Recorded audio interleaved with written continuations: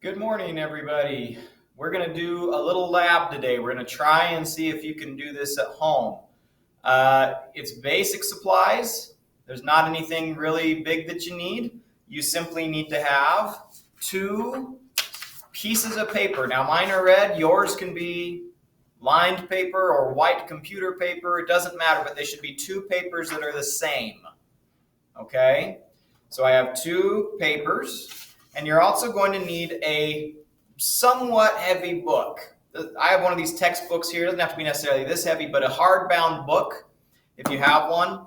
If it needs to be a softbound book, it can be. If it needs to be a smaller book, it can be. But it's going to work best if you do something heavier like this. Okay? So when you open your Google Doc, that's your assignment today, you will find a worksheet in there, and it has a space for 5 different experiments. And in each experiment, you're going to be dropping a different combination of objects.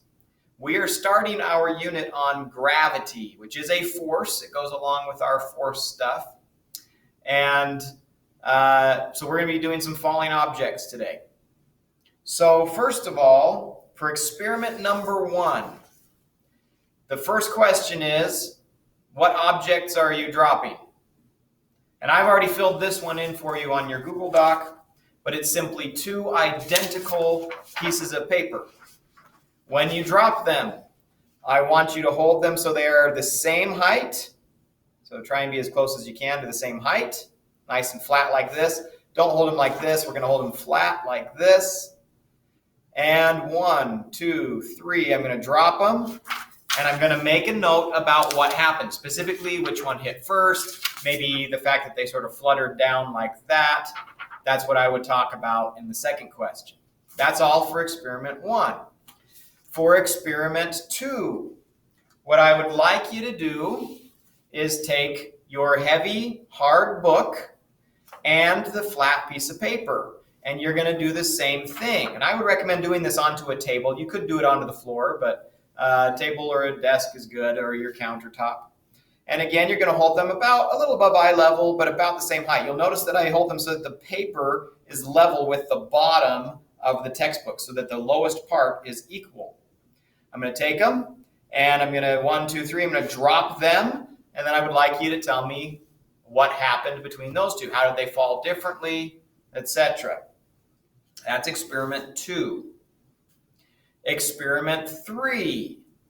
Now what I'd like you to do is take one of your 2 pieces of paper for experiment 3, and you're going to crumple it up into a tight ball like this.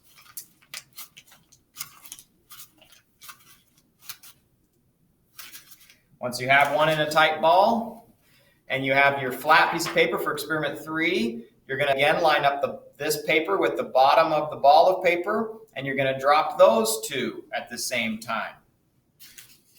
Experiment 4. You're going to take your heavy book and your ball of paper, line up the bottom so they're about the same height, and 1, 2, 3, drop those. See which one hits first and how they fall. And then finally, for experiment 5, this is why it's important that you have an object that is bigger than the piece of paper if possible, so a bigger book or something flat that you could do this with. You're going to take that flat piece of paper. Remember how they fell when we did it like this, how they fell differently. And now you're going to take it so that the paper is on top of the book so that none of the paper is off the edge. You want it to be so that all the paper is as much as possible behind the book. So it's on top, and then you're going to drop them together like that with the paper on top. And I'd like you to describe what happens there. So those are your 5 experiments. 2 flat papers, flat paper and heavy object, or preferably a heavy book. Test 3 is crumpled up paper and flat paper. Test 4 is book, crumpled up paper, and 5 is paper, flat paper on top of book like this. Okay, So those are your 5 experiments. After you've done that and filled in the that part of the worksheet, then continue on. There's 3 pages on your worksheet, so make sure you answer all the questions. And after you've done that, then you'll watch the 2 YouTube videos that I've posted on there and answer the rest of the questions and turn in the assignment. Make sure you click turn in. This is due on Friday.